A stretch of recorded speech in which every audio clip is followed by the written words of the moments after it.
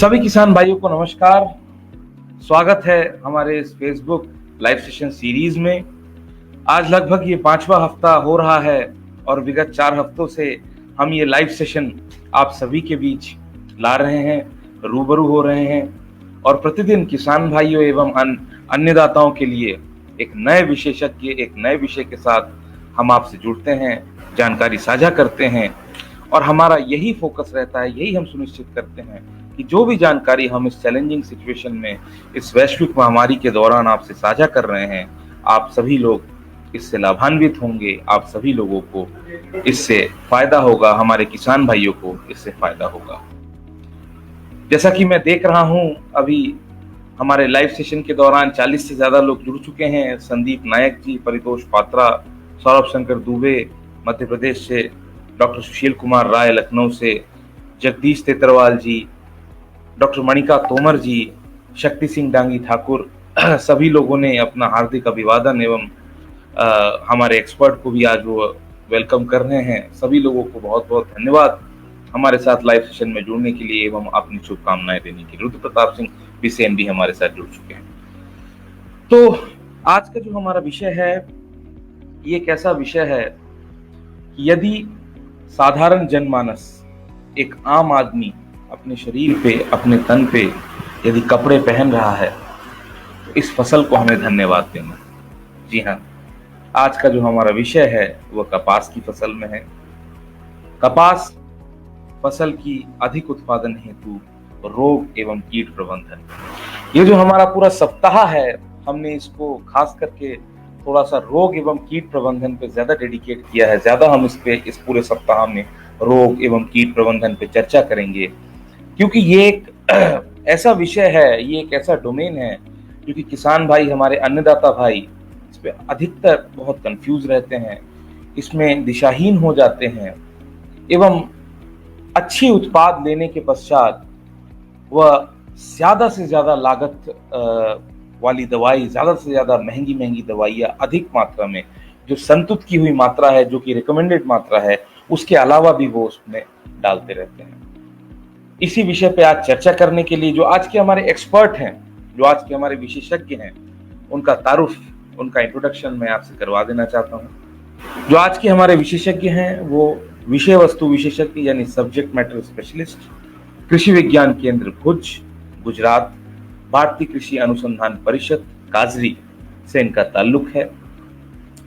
पिछले विगत 7 सालों से ये किसानों के बीच में रह के कीट एवं रोग प्रबंधन के विषय पे किसानों को जानकारी दे रहे हैं तथा अपनी सेवा निर्वृत्त कर रहे हैं। युवा वैज्ञानिक पुरस्कार यानी यंग साइंटिस्ट अवार्डी हैं ये। 15 से ज्यादा इनके शोध पत्र हैं, 30 से ज्यादा इनके समसामयिक लेख हैं, 4 इनके स्वतः बुक चैप्टर्स हैं, 15 से ज्यादा इनके एक्सटेंशन फोल्डर्स और लीफलेट्स हैं तथा कई राष्ट्रीय एवं अंतर्राष्ट्रीय सेमिनार्स, सिंपोजियम, कॉन्फ्रेंसेस में इन्होंने शिरकत किया है। तो आइए स्वागत करते हैं पूरी ऊर्जा के साथ आज के हमारे बहुमुखी, बहुप्रतिभावान एवं युवा एक्सपर्ट डॉक्टर अरविंद सिंह तेतरवाल जी का। जी नमस्कार। नमस्कार सिद्धार्थ जी। सबसे पहले तो जी, हम तो इफ्को किसान संचार की ओर से हमारे यहाँ पे जितने भी व्यूअर्स और एवं अन्नदाता भाई, किसान भाई जुड़े हुए हैं, इन सभी की ओर से मैं सिद्धार्थ भट्टाचार्य आपका हमारे इस फेसबुक लाइव सेशन सीरीज में हार्दिक स्वागत एवं अभिनंदन करता हूं। जी धन्यवाद जी। सबसे पहले तो मैं सिद्धार्थ जी आपको और आपकी इफ्को टीम को धन्यवाद देना चाहता हूं कि आपने मुझे इस मंच पे बोलने का मौका दिया और सभी हमारे अन्नदाता किसान भाइयों और जो कृषि से प्रत्यक्ष अप्रत्यक्ष रूप से जुड़े हुए लोगों को मेरा सबसे प्यार भरा नमस्कार। तो जैसा कि आपने थोड़ा बहुत इसका बैकग्राउंड आपने बताया, आज जिस विषय पर अपन चर्चा करने वाले हैं, तो चर्चा करने से पहले मैं थोड़ा सी इस पे जो कपास का इम्पोर्टेंस क्या है अपने देश में, इस पे थोड़ा सी मैं फोकस डालना चाहूँगा। जैसा कि अपन जानते हैं कि कपास एक अपने देश की महत्वपूर्ण रेशेदार नकदी फसल है।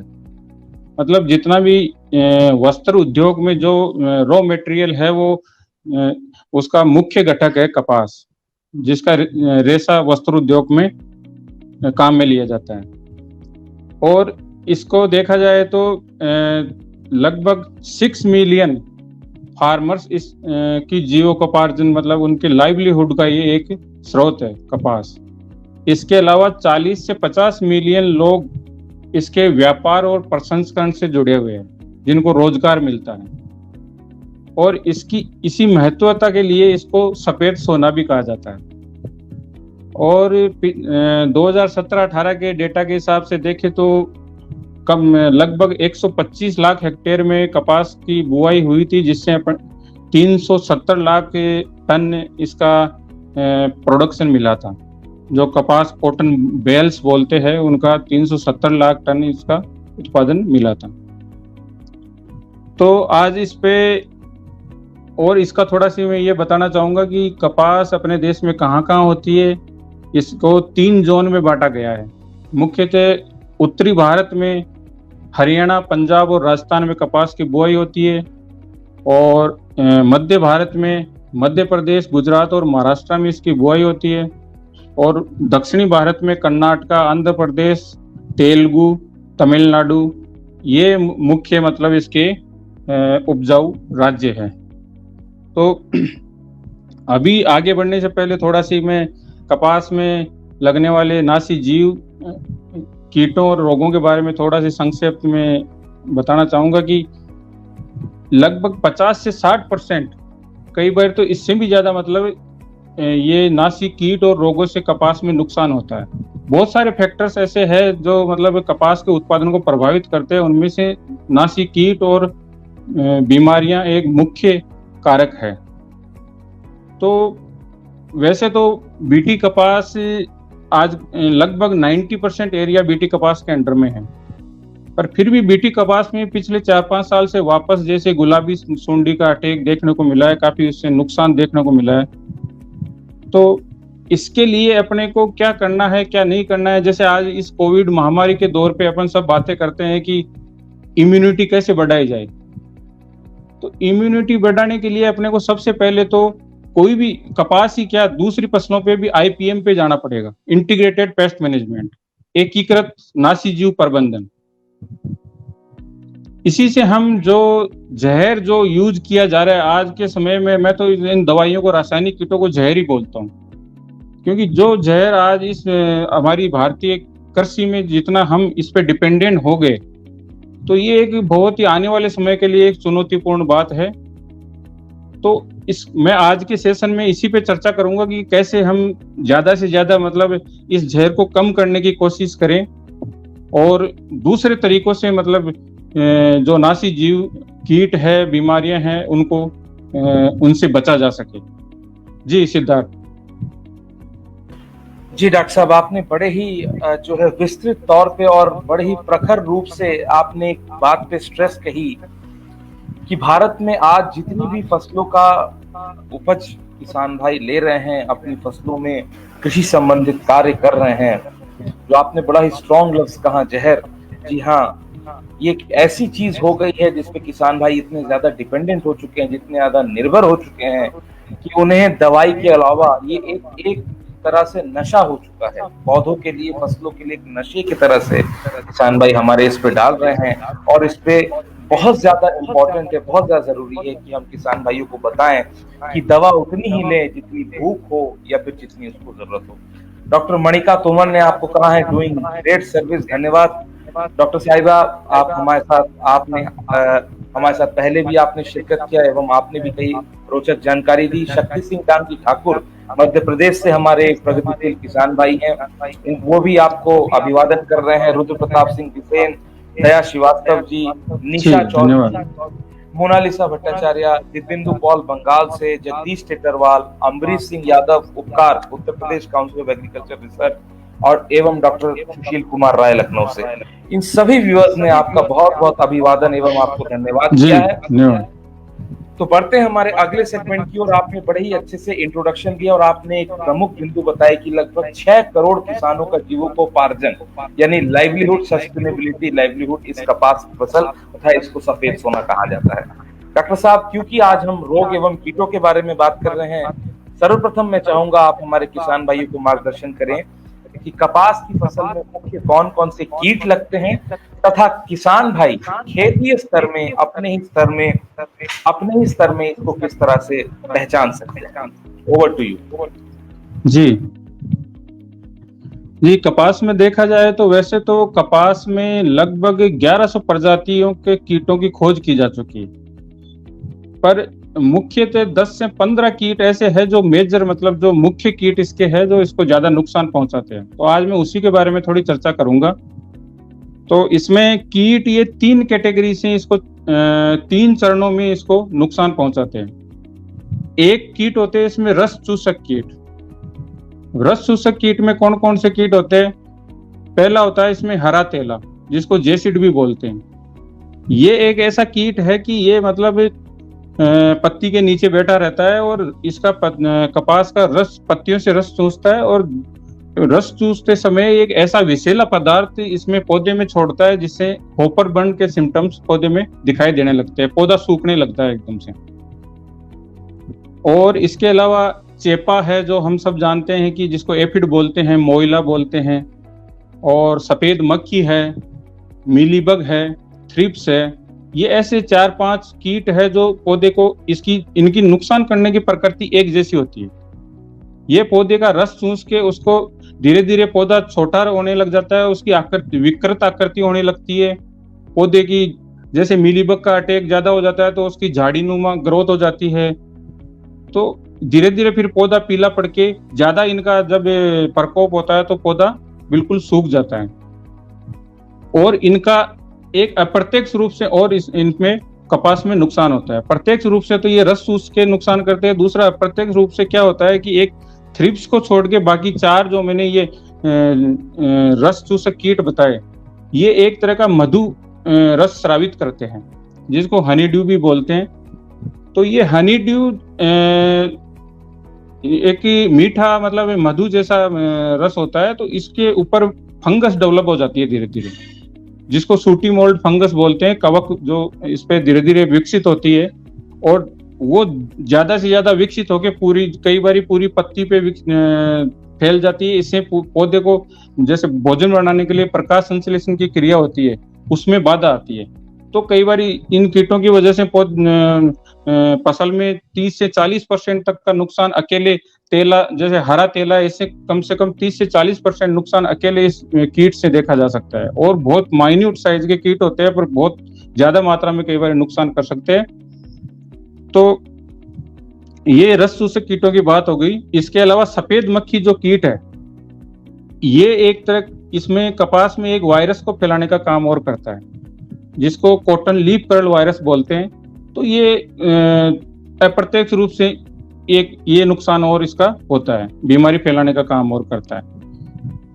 तो इन रस चूसक कीटों को पहचानने का तरीका यही है कि किसान भाई खेत में जाए और फसल को, उसकी पत्ती को नीचे से देखे, क्योंकि दूर से देखने पे ये आपको शुरुआती अवस्था में कोई पता नहीं चलेगा। तो नीचे से आप देखोगे तो उस पे आपको पत्ती पे बैठे हुए दिखाई देंगे ये कीट। ये 4-5 कीट जो भी है, मिलीबग को छोड़ के, मिलीबग पहले शाखाओं पे आता है और बाकी ये 4 रस चूसक कीट पत्ती के नीचे बैठते हैं। ये पत्ती के नीचे बैठ के रस चूसने का काम करते हैं। तो नीचे जाके आप उसको पत्ती को देखोगे तब पता चलेगा। तो उसी के हिसाब से आगे अपन जो भी इनके मैनेजमेंट का, जो भी इनके रोकथाम का डिसीजन ले पाएंगे। बाकी इसके अलावा रस चूसक कीटों के अलावा इसमें फिर चलते हैं तो इसमें पत्ती बक्सक कीट आते हैं।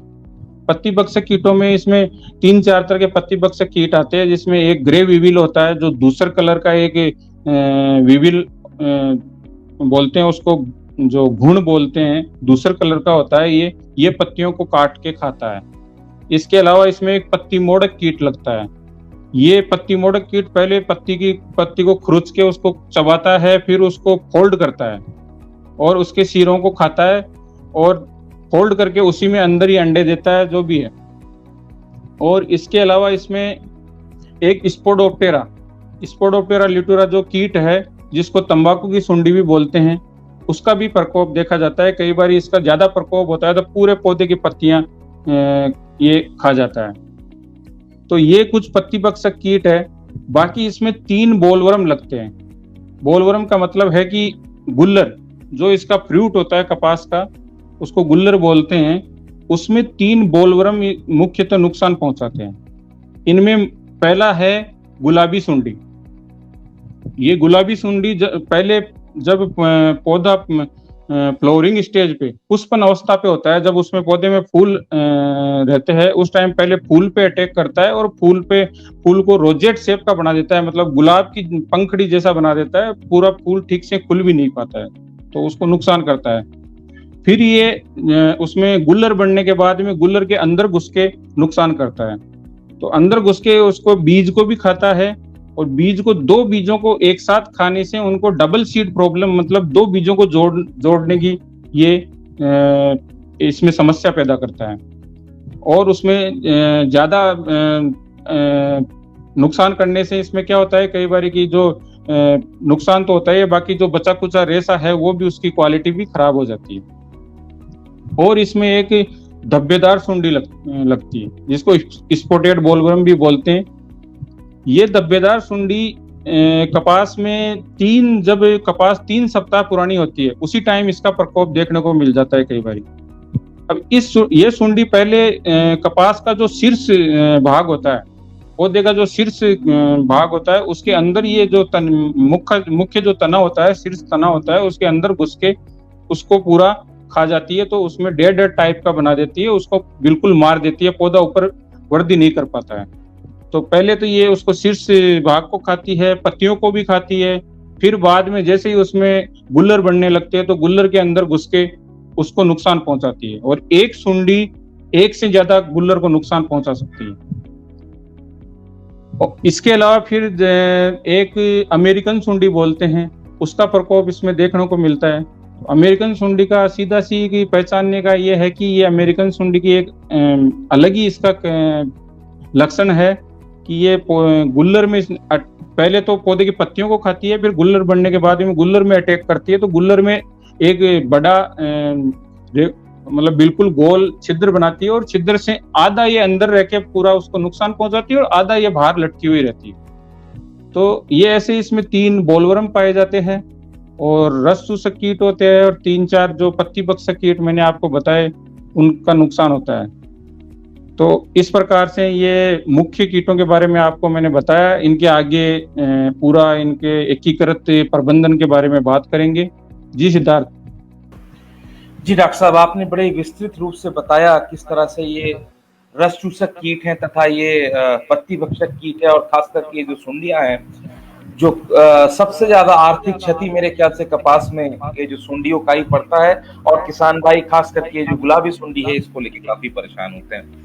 डॉक्टर साहब, 20 मिनट लगभग हो चुके हैं। 40 से ज्यादा किसान भाई हमारे साथ लाइव सेशन में जुड़े हुए हैं, तथा 1 लाख जो हमारा फार्मर्स का बेस है, ये सभी किसान भाई जल्द ही आप मतलब हमारे सबसे जुड़ेंगे। और जो आज का हमारा सेशन होगा, इसको कंप्लीट होने के बाद ज्यादा से ज्यादा इसकी रीच होगी, ताकि ज्यादा से ज्यादा किसान भाई इससे लाभान्वित हो भारत के कई अन्य प्रदेशों में। तो डॉक्टर साहब, अगले सेगमेंट की ओर बढ़ने से पहले सर्वप्रथम मैं चाहूंगा कि कुछ एक सवाल ले लिए जाए किसान भाई, क्योंकि सवालों की फहरिस्त लग चुकी है। सोमनाथ जी, थोड़ा सा आप अपना सवाल विस्तृत रूप से बताएं, क्योंकि आपने जो सवाल लिखा है, श्रीमान जी धान में होता हो गया है, इसका कोई दवाई बताएं, ये थोड़ा सा हमें समझ में नहीं आ रहा है। कृपया इसको विस्तृत एवं साफ रूप से लिखे, तो हम आपका सवाल जो है ले सकते हैं। मनदीप राठी जी, ऋषिका चौधरी जी, रणधीर माणे जी, मीना चौधरी जी, इन सभी लोगों ने आपको बहुत बहुत अभिवादन एवं आपको वेलकम भी किया है। बहुत बहुत धन्यवाद हमारे साथ जुड़ने के लिए। दया श्रीवास्तव जी हैं, जो कि हमारे बड़े ही प्रबल व्यूअर हैं, प्रतिदिन हमारे साथ जुड़ते हैं और अनेक किसानों के सवालों को सम्मिलित करके, इकट्ठा करके, मतलब जिसे हम कह सकते हैं अंग्रेजी में on behalf of many farmers, वह सवाल पूछते हैं। उनका ये प्रश्न है डॉक्टर साहब कि प्रारंभिक अवस्था में, फसल की प्रारंभिक अवस्था में किसान भाइयों को कौन कौन सी तकनीकें अपनानी होगी जिससे कीटनाशकों का प्रयोग कम से कम करना पड़े? जी डॉक्टर साहब। जी बताता हूँ जी। सबसे पहले अपने को ये देखना है कि आजकल जैसे ज़्यादा मैं पिछले 7 साल से इस फील्ड में काम कर रहा हूँ, किसानों से मेरा जुड़ाव है। ज़्यादातर मैं ये देखता हूँ कि किसान भाई आजकल थोड़ी-सी कि मेहनत कम करना चाहते हैं और सीधा वो जैसे कोई कीट या बीमारी का लक्षण दिखाई देने के बाद में सजग होते हैं और बाद में जाते हैं सीधे बोतल उठा के लाते हैं और स्प्रे चालू कर देते हैं। और एक किसान भाई को देखते ही पड़ोसी और चालू कर देता है, भले ही उसके कीट या बीमारी का प्रकोप हो या नहीं हो। तो मैं हमेशा इसी चीज पे जोर देता हूँ कि 2 चीज होती है, एक कंट्रोल होता है और एक मैनेजमेंट होता है। दोनों में बहुत फर्क होता है। कंट्रोल का मतलब है कि कोई भी चीज उस पे अटैक होने के बाद में उस पे अपन सीधा रासायनिक कीटनाशक का छिड़काव करते हैं। दूसरा, एक कोई भी कीट या बीमारी का अटैक होने से पहले उसका मैनेजमेंट कैसे कर सकते हैं। तो मैनेजमेंट के लिए अपने को जब उसकी कपास की बुआई करेंगे उससे पहले से ही अपने को बहुत सारी चीजें करके चलनी पड़ेगी। अब उसमें अपन क्या क्या कर सकते हैं, जैसे एक गर्मियों में गहरी जुताई करो खेत की, और खेत में पुराने जो कपास के पिछली साल के डंठल वगैरह कुछ नहीं होने चाहिए, साफ सफाई होनी चाहिए, क्योंकि कई बार डंठल जो कपास के पुराने अवशेष होते हैं उसमें ये कीट पिछले साल से उसमें पड़ा रहता है सुसुप्त अवस्था में, तो उनको बिल्कुल साफ सफाई होनी चाहिए। और खेत की गर्मियों में गहरी जुताई होनी चाहिए ताकि इसमें जो 2-3 इसमें जो कपास में कवक से होने वाली बीमारियां हैं, उनकी जो फंगस है वो जमीन में पड़ी रहती है, वो थोड़ी ताप से नष्ट हो। और जैसे गुलाबी सुंडी है, अमेरिकन सुंडी है, तंबाकू की सुंडी है, इनकी जो कोशित अवस्था है वो जमीन में पड़ी रहती है। तो ये कोशित अवस्था थोड़ी एक्सपोज होगी, उसमें गहरी जुताई करेंगे तो इसको ताप से कुछ नष्ट होगी और कुछ इसको पक्षी खाएंगे।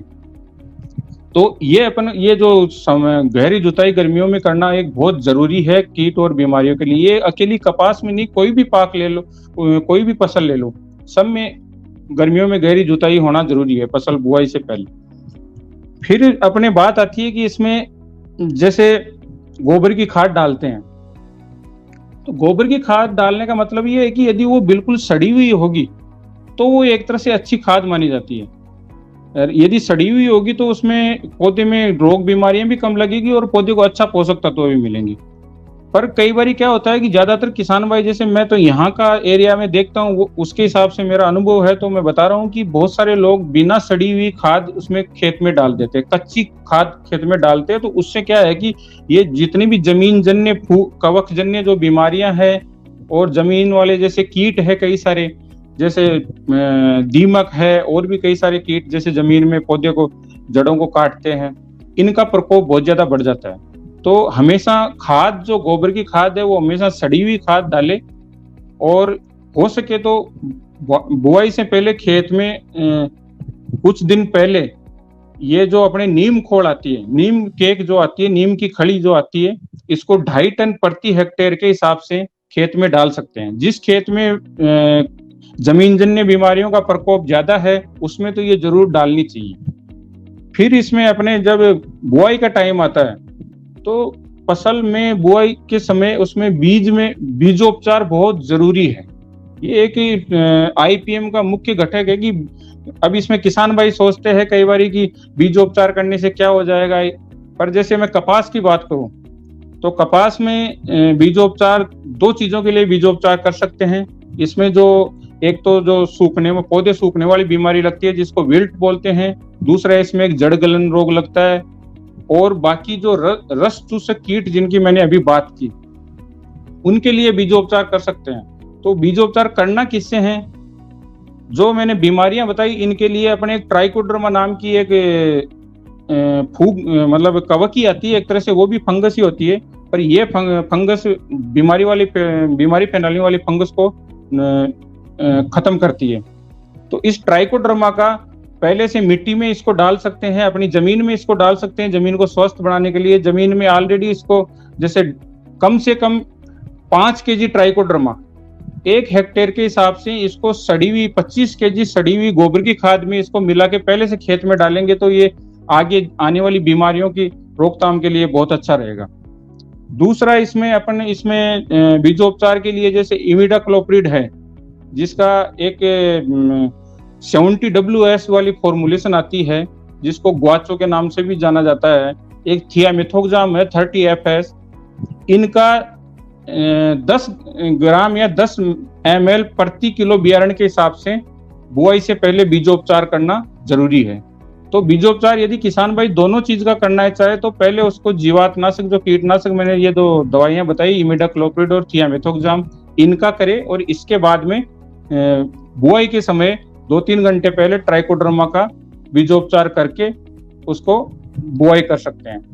तो ये तो जब बुआई से पहले पहले अपने को उसका कीट और बीमारियों को रोकने के लिए क्या क्या करना चाहिए ये कर सकते हैं। दूसरा एक फसल चक्कर जरूर अपनाए, क्योंकि कई बार क्या होता है कि जैसे एक ही पाक लगातार एक ही फसल लगातार लेने से उसमें बीमारियों का प्रकोप ज्यादा बढ़ता जाता है। जैसे जमीन से जो होने वाली बीमारियां हैं उनकी जमीन में इनोकुलम की मात्रा उनके जो कवक की मात्रा ज्यादा से ज्यादा बढ़ती जाती है और वो नुकसान ज्यादा से ज्यादा होता जाता है। तो इसलिए फसल चक्कर बहुत जरूरी चीज है। ऐसी फसलों के साथ फसल चक्कर करे जो एपोसिट फसलें हो, नॉन होस्ट क्रॉप हो। जैसे अपन कपास के साथ में जैसे सीरियल वाली फसलें हैं, मक्का, बाजरा, गेहूं, ज्वार और जैसे सरसों है, ऐसी फसलों के साथ फसल चक्कर करें। और इसमें एक बारी बुआई के बाद में खड़ी फसल में अपन जैसे शुरुआत में येलो स्टिकी ट्रैप इसमें लगाए जो पीली पट्टी जिसको बोलते हैं। और ये पीली पट्टी किसान भाइयों को खरीदने की कोई आवश्यकता नहीं है। इसके लिए घर पे भी किसान भाई घर पे भी पीली पट्टी पीले कलर का वो बना सकता है। जैसे अपने कई बार खाद के कट्टे होते हैं पीले कलर के, उन पे थोड़ा सी अरंडी का तेल या कोई भी चिपकने वाली पदार्थ का लेप करके उनको खेत में टांग सकते हैं। तो उससे अपने को क्या है कि ये निगरानी का काम होता है। उसको टांगने से जैसे ही इसमें अपने खेत में ये रस चूसक कीट आएंगे उस पे जाके चिपकेंगे तो अपने को सही समय पे उनका पता चल जाएगा। और जैसे बाद में थोड़ी सी लेटर स्टेज में जैसे 1.5 महीने की अपनी क्रॉप फसल हो जाती है तो उस पे फेरोमोन ट्रैप वगैरह ये निगरानी के लिए लगा सकते हैं। और मैं सभी किसान भाइयों को बोलता हूँ कि मुख्य जो अपनी फसल है बीटी फसल है, इसके चारों तरफ रिफ्यूजिया क्रॉप जो नॉन बीटी जो 20% जो इसमें बीज आता है उसको जरूर लगाए। मैंने यहाँ पे पिछले 7 साल से देख रहा हूँ और मतलब हर प्रशिक्षण प्रोग्राम में मैं किसानों को इस बात पे जोर देता हूँ कि भाई आप ये रिफ्यूजिया क्रॉप जरूर लगाओ। इससे आपकी मेन क्रॉप जो बीटी कॉटन है वो बचेगी। जी सिद्धार्थ। जी डॉक्टर साहब, आशा करते हैं दया श्रीवास्तव जी जैसा कि सर ने कहा कि इन प्रमुख बातों का ख्याल रखे। बुआई से पहले ही कई सावधानियां लेनी पड़ेगी और जो मित्र कवक हैं जैसे कि ट्राइकोडर्मा, ब्यूवेरिया बैसियाना, ब्यूवेरिया मेटाराइजियम, ये कुछ ऐसे कवकनाशी हैं, ऐसे कुछ मित्र कवक हैं, मित्र फफूंद हैं जो कि बीमारी को खत्म कर देते हैं। किसान भाई इसको बिल्कुल इसका ना ही इम्पोर्टेंस देते हैं और ना ही जो दुकानदार हैं, चैनल पार्टनर्स हैं कंपनियों के, वो भी इसको बेचने में ज्यादा इंटरेस्टेड रहते हैं। तो आप समझ ही सकते हैं कि हम किसको ब्लेम करें किसको ना ब्लेम करें। डॉक्टर साहब, ये तो सिस्टम है जिसे हमें थोड़ा सा सुदृढ़ करना पड़ेगा। तो डॉक्टर साहब अगले सवाल की ओर बढ़ते हैं। रणधीर माने जी है आज हमारे साथ। महाराष्ट्र के कई किसान भाई जुड़े हुए हैं। सभी महाराष्ट्र के किसान भाइयों को बहुत बहुत स्वागत है एवं सभी राज्य के किसान भाइयों के भी, क्योंकि कपास एक ऐसी फसल है जो कि महाराष्ट्र में काफी बहुतायत मात्रा में उगाई जाती है और महाराष्ट्र के एक बहुत ही इम्पोर्टेंट फसल है। रणधीर माने जी थोड़ा सा ये जानना चाहते हैं, जरा सा इनका टॉपिक मतलब इनका सवाल जो है टॉपिक से हटके है।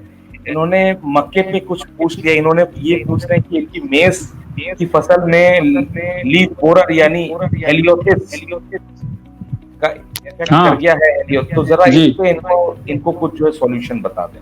जी डॉक्टर साहब।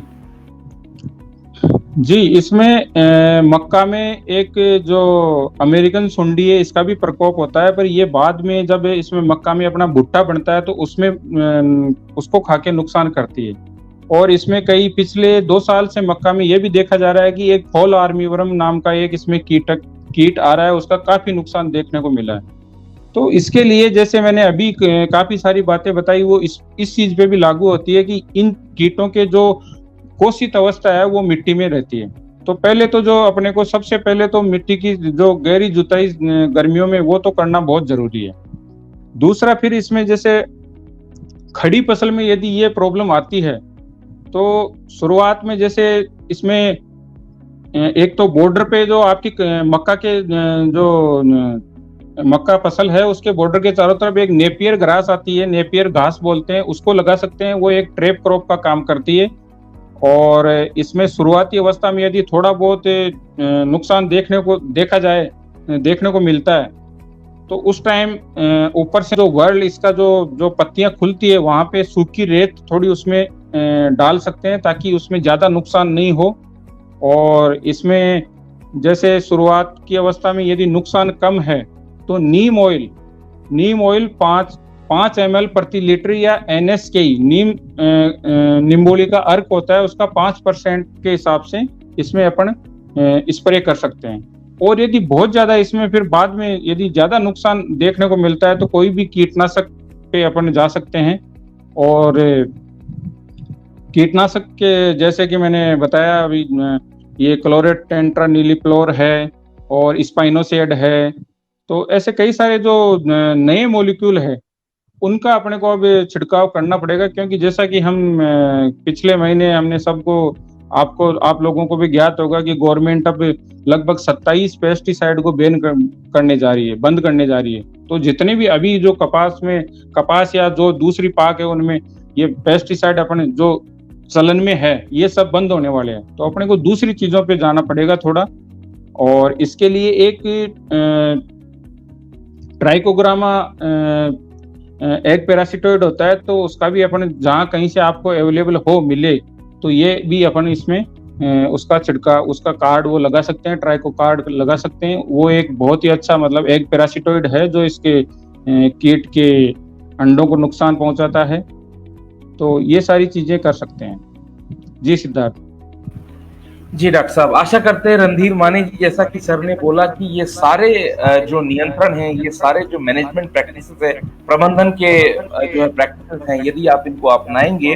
और डॉक्टर साहब ने आपने ध्यान दिया होगा पहले जितने भी फिजिकल उपचार हैं जो कि बिना रसायन के हो सकते हैं उन पे इन्होंने जोर दिया, तो आप उनको अपनाएं। खास करके इन्होंने जो NSKE की बात कही, नीम सीड कर्नल एक्सट्रैक्ट था, और खास करके ट्राइकोग्रामा चिलोनिस जो ट्राइको कार्ड है इनका प्रयोग करें तो निश्चित ही आपके मक्के की फसल में जो ये हेलियोथिस का प्रकोप है वो कम होगा। आशा करते हैं आपको डॉक्टर साहब ने आपके सवाल का उचित जवाब दिया है। सवालों की फहरिस्त से डॉक्टर साहब, और मुझे सवाल लेने पड़ेंगे क्योंकि आज की फसल ही इतनी रोचक है कि इस पर सवाल भी आएंगे। यदि ये ऐसा फसल है इसमें कीटनाशक अधिक इस्तेमाल होते हैं तो इसमें सवाल भी अधिक ज्यादा आएंगे। जी जी जी। तो मिलिंद वाघ जी हैं, ये भी महाराष्ट्र से संबंध रखते हैं। इनका ये पूछना है, हालांकि हम आज रोग एवं कीट प्रबंधन पे बात कर रहे हैं क्योंकि महाराष्ट्र के किसान हैं और कपास काफी बहुतायत मात्रा में लगाते हैं, तो इनका सवाल मैं ले लेता हूँ। ये जानना चाहते हैं कि कपास की फसल में कौन सी खाद कितने मात्रा में फसल की उम्र के हिसाब से कितनी डालनी है, जरा सा जानकारी दे डॉक्टर साहब। अगर आप कंफर्टेबल हो तो प्लीज इसकी जानकारी हमारे किसान भाई को। जी जी जी जी।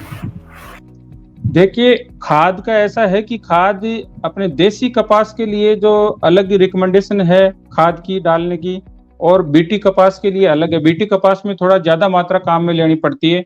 इसमें बीटी कपास में जैसे 100 से 120 केजी नाइट्रोजन प्रति हेक्टेयर के हिसाब से डालना चाहिए।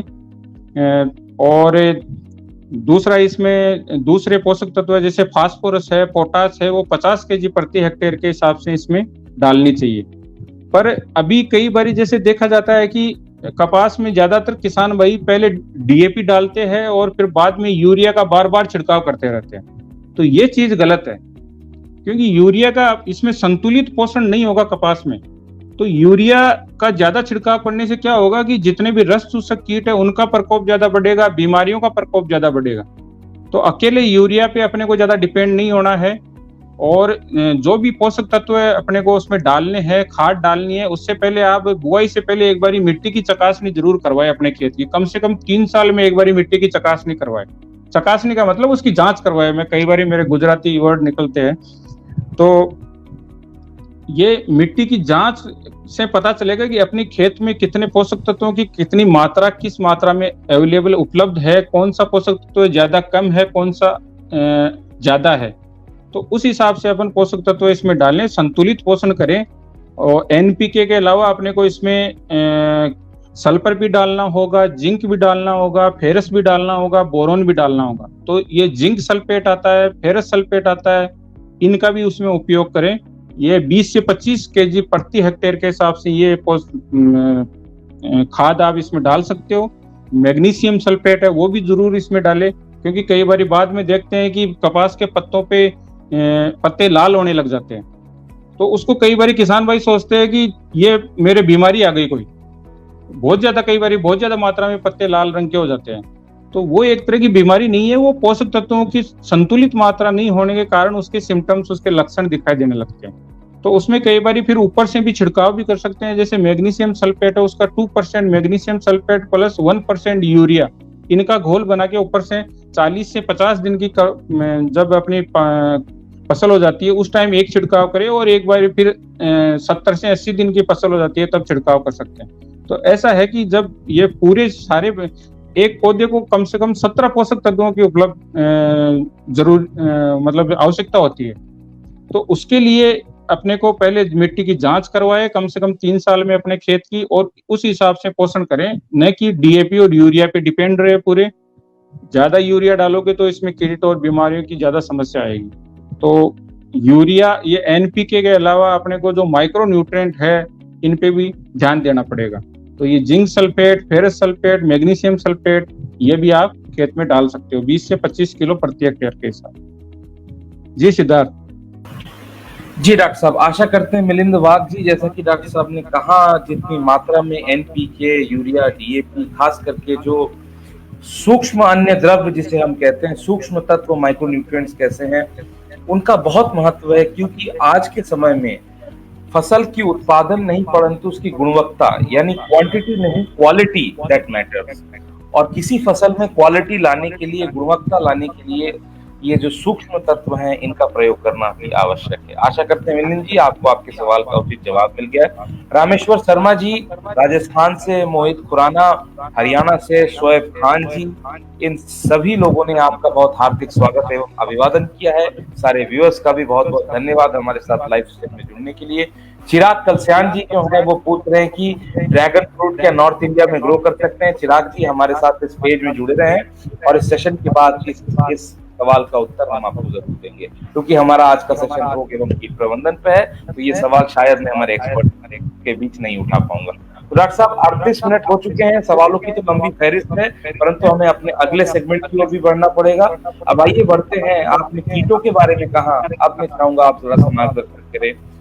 कपास फसल में मुख्य कौन कौन से रोग लगते हैं तथा किसान भाई इन रोगों को अपने स्तर पे, खेती स्तर पे किस तरह से उनकी पहचान कर सकते हैं। जी डॉक्टर साहब। जी अभी पहले अपन ने जो कपास में मुख्य कीट लगते हैं उनके बारे में चर्चा की। अब मैं थोड़ा सी इसमें मुख्य जो रोग लगते हैं उनसे जो नुकसान होता है, तो इन मुख्य रोगों के बारे में थोड़ी चर्चा करूंगा। तो इसमें कपास में ज्यादातर एक इसका मुख्य रोग है जिसमें पौधा सूख जाता है, जिसको विल्ट बोलते हैं। ये विल्ट 2 तरह की कवक से होती है। इसमें एक तो फ्यूजेरियम नामक कवक होती है, दूसरा एक वर्टिसिलियम नामक कवक होती है। तो ये कवक क्या करता है कि पौधे का जो मेन तना होता है उसके वेस्कुलर जो टिश्यूज है, उसके जो अंदर का भाग होता है उसमें ब्लॉकेज कर देती है, उनको सारे टिश्यूज को खत्म कर देती है। गहरा भूरे काले रंग के तना उसमें से अंदर से जब उसको अपन फाड़ के चीर के देखेंगे तो आपको भूरा काले रंग का दिखाई देगा अंदर से। तो ये वेस्कुलर सिस्टम, इसका जो टिश्यू जब खत्म हो जाएंगे तो पौधे को जो पोषक तत्व लेने के लिए जो जाइलम फ्लोएम, इसका पूरा वो सिस्टम बंद हो जाएगा। तो पौधा धीरे धीरे क्या होगा, पीला पड़ के सूखने लगेगा। तो एक तो ये जो पौधे को सुखाने वाला रोग इसमें मुख्य रूप से बहुत ही कई बार इसका ज्यादा प्रकोप देखा जाता है। दूसरा इसमें रोग आता है एक जड़ गलन रोग, जिसमें पौधे की पहले तो पौधे के जो जमीन के पास से तना थोड़ा सी कलर चेंज होने लगता है, उसका काला काला होने लगता है, और बाद में धीरे धीरे पूरी उसकी जड़ें सड़ने लग जाती है। और अपन पौधे को उखाड़ेंगे तो पौधा आसानी से उखड़ जाएगा क्योंकि पूरी उसकी जड़ें सड़ जाती है। तो ये राइजोक्टोनिया बटाटिकोला और राइजोक्टोनिया सोलेनाई 2 इस नाम कवक है, इससे ये रोग फैलता है। और ये दोनों रोग जमीन जन्य कवक से फैलते हैं। इसके अलावा इसमें तीसरा रोग लगता है बैक्टीरियल लीफ ब्लाइट, जिसको BLB बोलते हैं। बैक्टीरियल लीफ ब्लाइट को हिंदी में बोले तो जीवाणु झुलसा रोग, पत्ती झुलसा रोग। इसमें ये 4 स्टेज में होता है ये रोग। सबसे पहले क्या होता है कि जब पौधा नर्सरी अवस्था में, मतलब पौध अवस्था में होता है, जैसे उसका जर्मिनेशन अंकुरण होता ही है, उसी टाइम इसकी पूरी जो सीडलिंग है, जो उसका पौध है, वो झुलस जाती है और उसका मतलब वो खत्म हो जाती है इस फंगस से। दूसरा इसका सिम्टम्स आता है बाद में पत्तियों पे गहरे गहरे हरे रंग के पहले धब्बे दिखाई देने लगते हैं। ये धब्बे बाद में धीरे धीरे बढ़ते रहते हैं और पूरी पत्ती पे कई बार धीरे धीरे बढ़ने से पत्ती झड़ जाती है। और तीसरा इसका इस रोग का लक्षण दिखाई देने लगता है बाद में पौधे का तना काला होने लगता है। जो मेन पौधे का तना होता है, स्टेम होता है, वो काला होने लगता है। और चौथा सिम्टम इसका देखने को मिलता है कि बाद में जितने भी गुल्लर है, जो बॉल्स है, वो भी धीरे धीरे सड़ने लगते हैं। तो ये 4 स्टेज में ये BLB जो बैक्टीरियल लीफ ब्लाइट है, ये रोग इसमें नुकसान पहुंचाता है और इसका एक महत्वपूर्ण रोग है। इसके अलावा एक अल्टरनेरिया पत्ती धब्बा रोग होता है इसमें, उसमें गहरे भूरे रंग के धब्बे पड़ने लगते हैं पत्तियों पे, तो वो नुकसान करते हैं फिर इसमें। इसके अलावा इसमें एक ग्रे मिल्ड्यू, धूसर कलर के कुछ पहले अनियमित कुछ ऐसे स्पॉट दिखाई देने लगते हैं और बाद में इसमें इसका ज्यादा प्रकोप होता है तो पत्ती के नीचे दूसर कलर का एक पाउडर दिखाई देने लगता है। तो ये ग्रे मिल्ड्यू भी इसमें एक लगता है।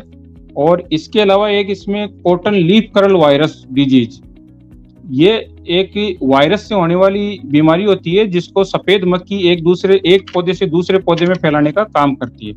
तो इस बीमारी का बाद में कोई ज्यादा उपचार नहीं है, इसलिए हमने पहले कहा कि जो रस चूसक कीट है जैसे सफेद मक्खी है, उसका यदि अपन ने रोकथाम कर ली, उसको मैनेज कर लिया, तो ये रोग ज्यादा खेत में नहीं आएगा। तो इस प्रकार से ये मुख्य इसके रोग है। इसके अलावा एक बॉल रोट जिसको बोलते हैं गुल्लर सड़न, वो 2-3 तरह की फंगस से फैलने वाला ही ये भी एक रोग है, जिसमें फ्यूजेरियम कोलेटोट्राइकम नामक की और 1-2 फंगस और है, कवक है, जो इसके जो गुल्लर है बॉल्स को धीरे धीरे उस पर डॉटेड धब्बे बनते हैं पहले, फिर बाद में पूरा गुल्लर सड़ने लगता है। तो इस तरह से ये 5-7 रोग है जो इस कपास में नुकसान पहुंचाते हैं। तो इनके मैनेजमेंट का आगे थोड़ा बताएंगे। जी सिद्धार्थ। जी डॉक्टर साहब, आपने बताया मुख्य कौन कौन सी रोग हैं तथा इनके क्या क्या लक्षण हैं जो किसान भाई आमतौर पे अपनी खेत में पहचान कर सकते हैं तथा उससे क्या सावधानी बरतना है, इस पे हम आगे चर्चा करेंगे। 45 मिनट हो चुके हैं, 30 से ज्यादा लोग हमारे साथ लाइव सेशन में जुड़े हुए हैं, सवाल भी कई हैं। रामेश्वर शर्मा जी राजस्थान से हैं, उनका एक सवाल मैं लेना चाहूंगा।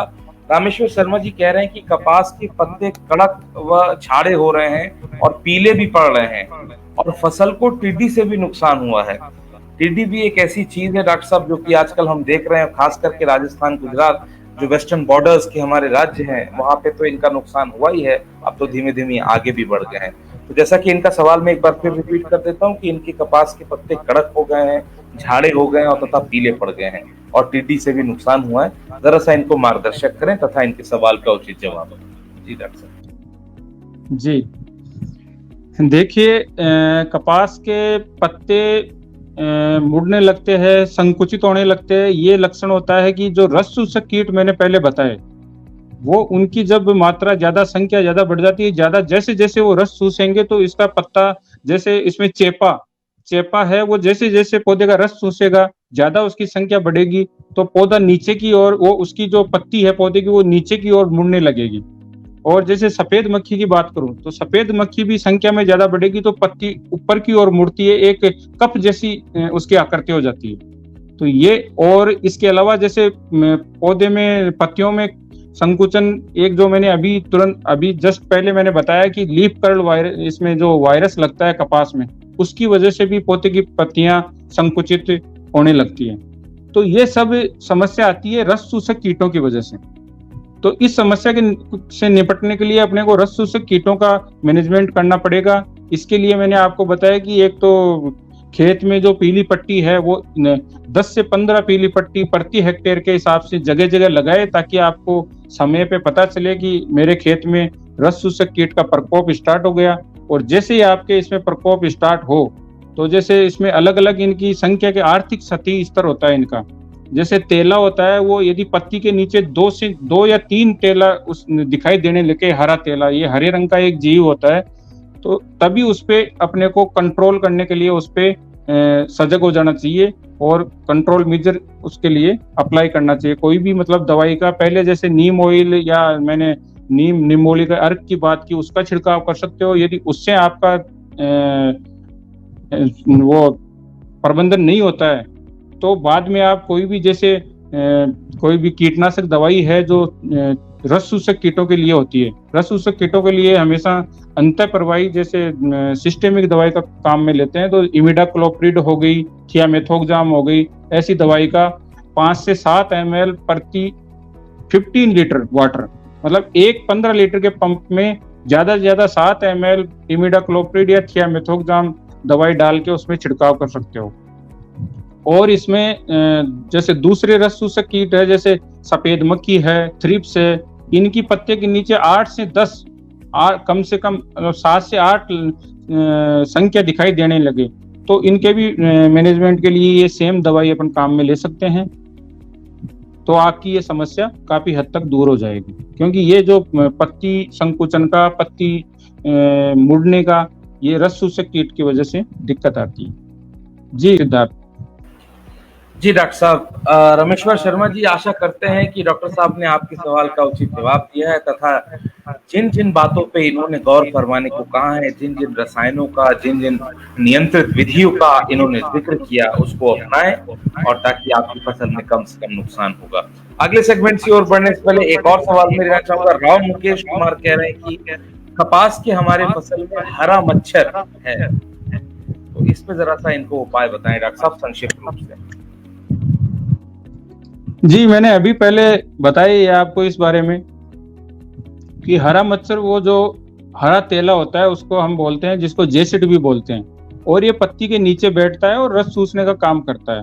तो इसकी संख्या एक पत्ती पे 2 से 3 तक इसकी संख्या पहुंच जाए तो फिर अपने को कोई न कोई दवाई का स्प्रे जरूर करना पड़ता है। तो उस दवाई में जैसे मैंने बताया कि पहले उसमें अपन, यदि इसमें ज्यादा इसका नुकसान नहीं है, ज्यादा संख्या नहीं है, तो उस पे नीम ऑयल 5 ml प्रति लीटर के हिसाब से, या निम्बोली का अर्क 5% के हिसाब से उस पे छिड़काव कर सकते हैं। और फिर भी यदि ये समस्या नहीं जाती है, तो मैंने जो दो दवाई के नाम बताए, जो कीटनाशक के नाम बताए, इसमें जैसे इमिडाक्लोप्रिड है या फिर थियामेथोक्साम है, इनका दोनों में से एक का 7 से ज्यादा 7 ml 15 लीटर के पंप में डाल के उसका छिड़काव करें, तो आपको पूर्ण रूप से इसका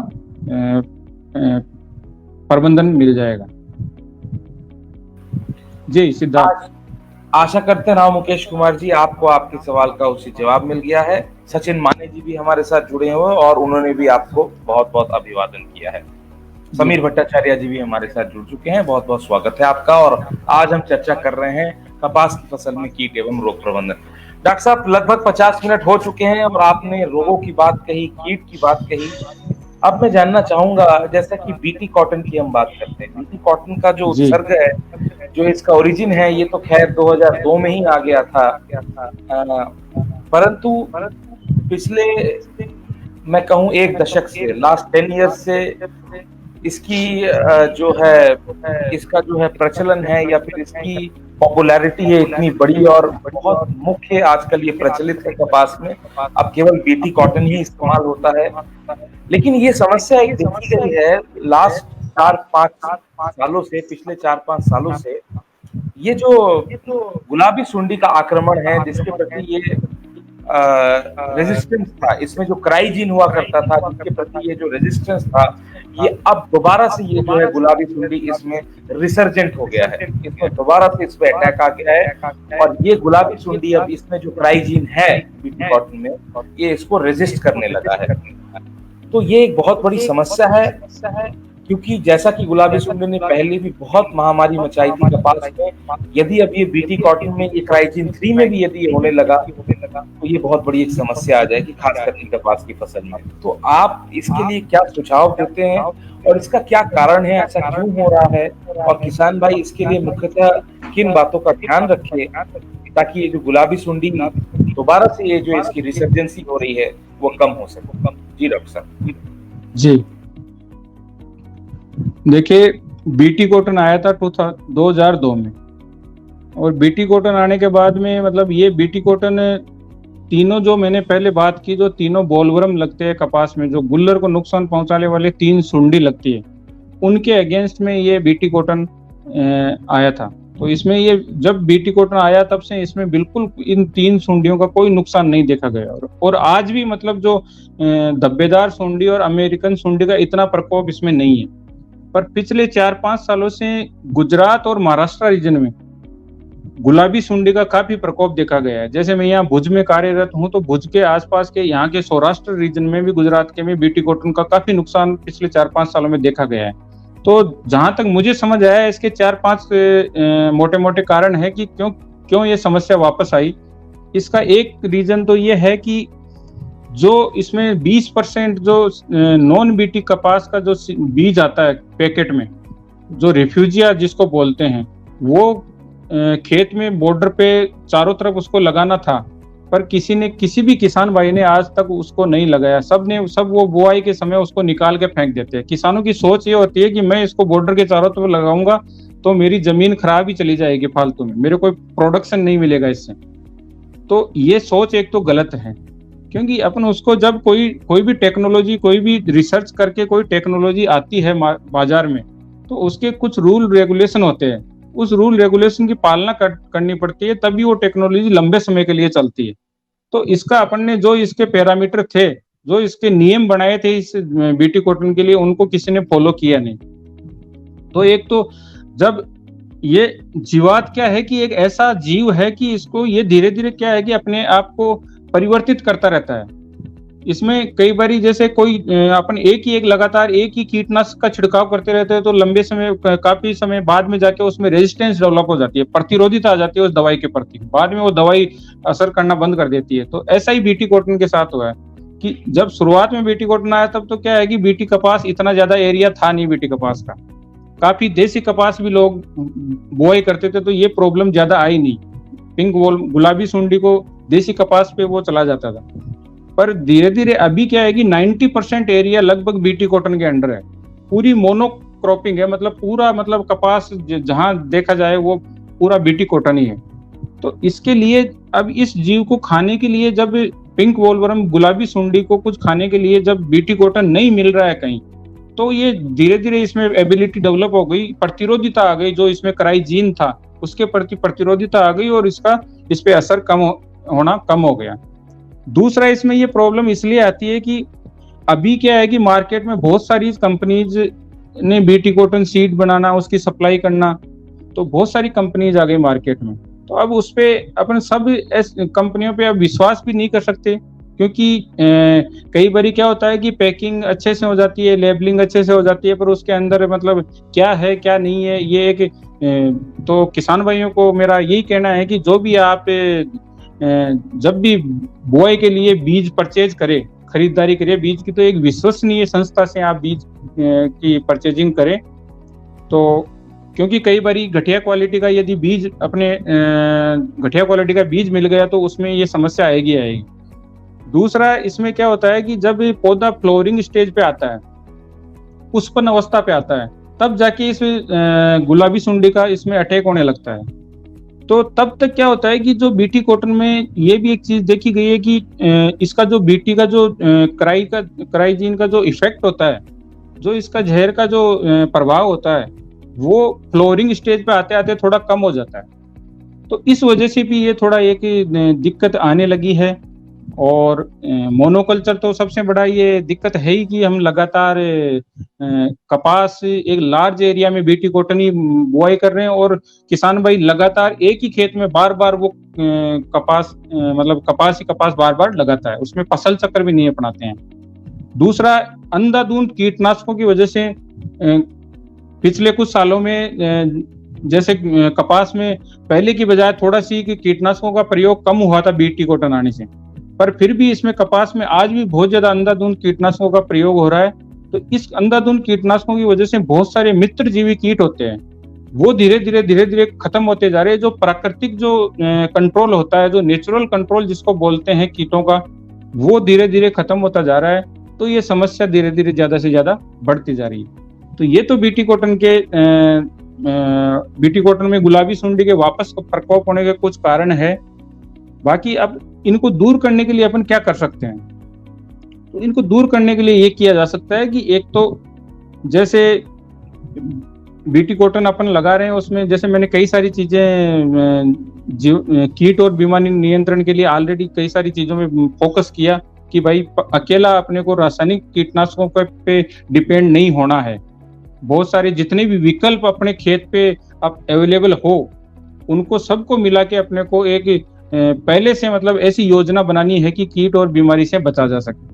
और ये विकल्प कोई अपने को मार्केट से या कहीं बाजार से खरीद के नहीं लाने हैं। जैसे बहुत सारी सस्य क्रियाएं ऐसी होती है कि उनको अपन थोड़ा ठीक से मैनेजमेंट थोड़ा सी ठीक से करेंगे तो अपन कीट और बीमारी से भी बच सकते हैं। दूसरा, इसमें बीटी कॉटन के लिए जैसे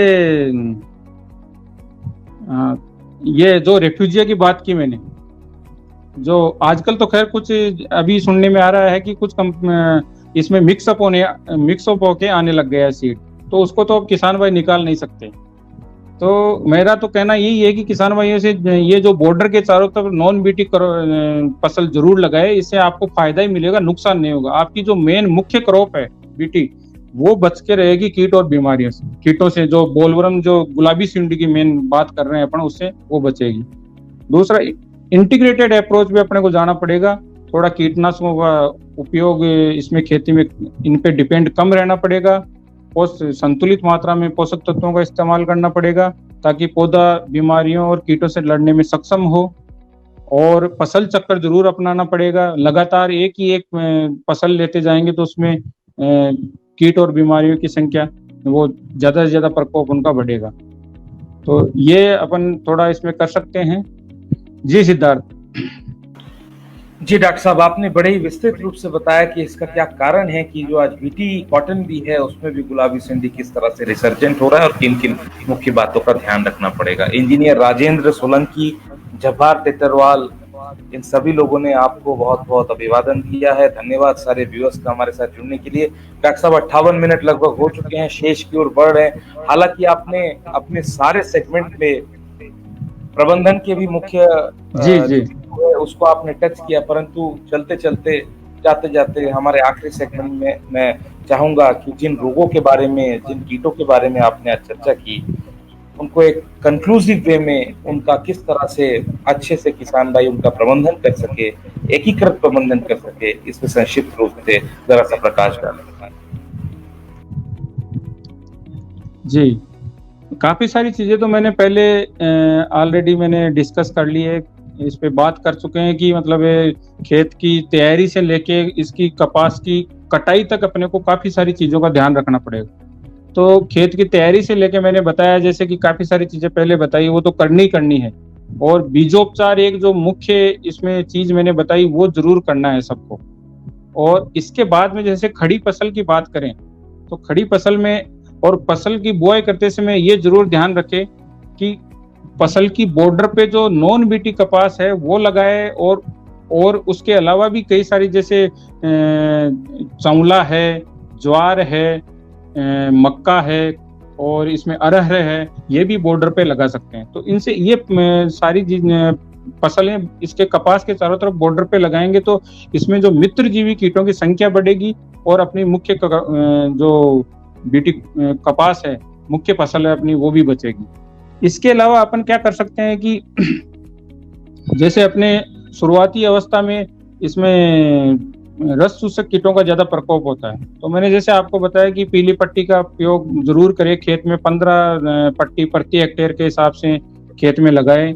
और पीली पट्टी के अलावा जैसे कुछ खेत में 10-15 कम से कम प्रति हेक्टेयर के हिसाब से जगह जगह 10-15 से भी ज्यादा लगाओ तो भी कोई दिक्कत नहीं रहेगी। कुछ लकड़ियां ऐसी लगाए जिन पे पक्षी बैठ सके। तो ये चीजें सारी करेंगे तो थोड़ा सी नेचुरल कंट्रोल, जो प्राकृतिक जो इसका कंट्रोल होता है, वो थोड़ा बढ़ेगा अपना। और जैसा कि मैंने कहा कि कीटनाशकों का अपने को उपयोग कम करना है, तो ये कैसे कम कर सकते हैं?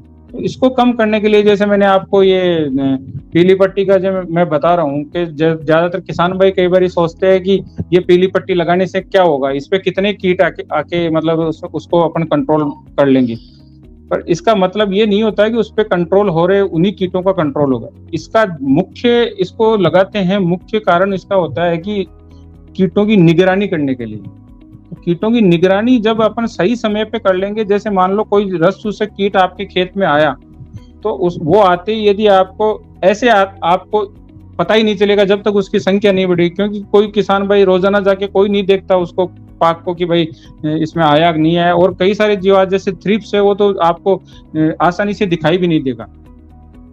तो इन चीजों के लिए क्या करेंगे कि ये जो पीली पट्टी ट्रैप लगाएंगे, तो इससे आपकी एक निगरानी का काम करता है और सही समय पे आपको कीट का सही पता चल जाएगा।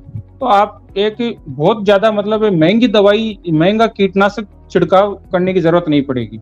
उसमें आपको, जैसे मैंने पहले बोटेनिकल पेस्टिसाइड जैसे ये बताए, नीम ऑयल है, इसका नीम बोली का अर्क है, इसका छिड़काव करेंगे तो इससे भी काम चल जाएगा। और इसका 10-15 दिन के इस अंतराल पे छिड़काव दोबारा रिपीट भी कर सकते हैं।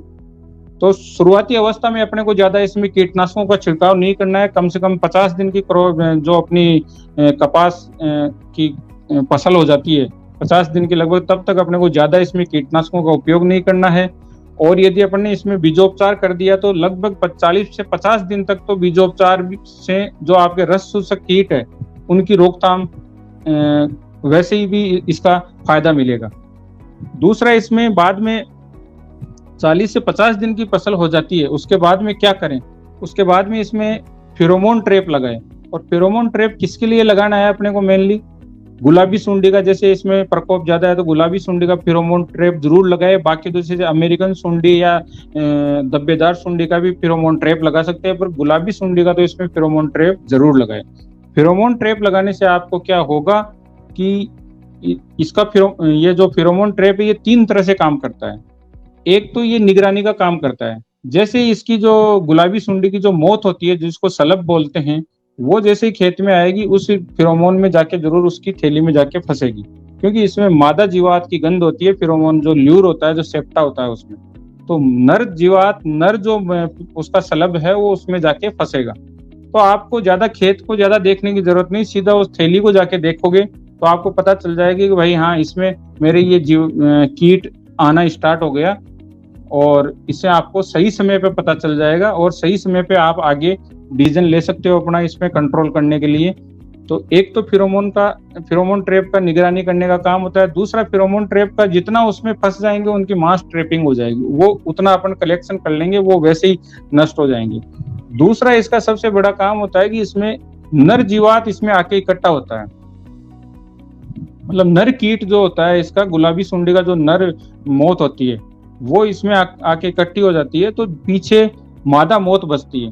तो ये इनका मेटिंग डिसरप्शन भी होता है थोड़ा, मतलब आपस में आगे जो बच्चे पैदा करने के लिए नर मादा दोनों एक समान रेशियो में चाहिए, उतना इनका रेशियो गड़बड़ाता है, तो आगे इनकी जनरेशन में भी थोड़ा सी रोकथाम होती है। तो ये फेरोमोन ट्रैप के ये 3 मुख्य कारण होते हैं। इसके हिसाब से अपन इसको खेत में लगा सकते हैं। और यदि फिर भी मतलब यदि प्रॉब्लम है, यदि गुलाबी सुंडी की प्रॉब्लम है या फिर दूसरे कीटों की प्रॉब्लम है, पत्ती बक्सक कीटों की प्रॉब्लम है, मैंने रस चूसक कीटों के लिए तो आपको कीटनाशक का नाम बताया ही, पर पत्ती बक्सक या बोलवर्म जो गुल्लर को खाने वाले कीट लगते हैं, इनकी प्रॉब्लम है, तो उसके लिए 3-4 तरह की दवाई है। एक क्लोरेंट्रानिलिप्रोल के नाम से मैंने दवाई बताई, ये 10 लीटर में कम से कम 4 ml डाल के इसका छिड़काव कर सकते हैं। एक स्पाइनोसेड के नाम से जो कीटनाशक आता है, उसका अपन 200 ml प्रति हेक्टेयर के हिसाब से छिड़काव कर सकते हैं। दूसरे भी कई से इंडोक्साकार्ब के नाम से एक कीटनाशक आता है, उसका 500 ml प्रति हेक्टेयर के हिसाब से छिड़काव कर सकते हैं। तो ये दवा कीटनाशक तो बहुत सारे हैं ऐसे, पर जो पुराने कीटनाशक है, जैसे आज तक इसमें कपास में चलते आ रहे हैं साइपरमेथ्रिन, क्लोरोपाइरिफॉस, मोनोक्रोटोफॉस और मेलाथियान, डाइमेथोएट, ये सारी चीजें अब धीरे धीरे गवर्नमेंट इनको बैन करने जा रही है, तो इनको तो वैसे भी छोड़ना पड़ेगा। एक दूसरी इंपॉर्टेंट चीज मैं किसान भाइयों से ये कहना चाहूंगा कि मेरे को यहाँ का जो एरिया है उसके अनुभव के हिसाब से कह रहा हूँ, मैं किसानों से मिलता रहता हूँ कि अभी भी किसान भाई क्या है कि पुराने वाली जो आदत नहीं छोड़ रहे, क्योंकि जैसे पुराने जितने भी कीटनाशक थे वो उनकी मात्रा अपने को ज्यादा काम में लेनी होती थी। एक पंप में 15 लीटर के पंप में किसी कीटनाशक को 20 ml, किसी को 25 ml, किसी को 30 ml, जैसे क्विनाल फोस है उसको 30 ml अपन एक पंप में 15 लीटर में डालते थे, डाइमेथोड को 25 ml है, मोनोक्रोटोफॉस को 15 से 20 ml, ये अपन काम में लेते थे। पर जितने भी अभी नए जो कीटनाशक है इनकी मात्रा बहुत कम काम में लेनी होती है। इनकी एक पंप में 15 लीटर के पंप में किसी की 5 ml, किसी की 7 ml, किसी की ज्यादा से ज्यादा 10 ml।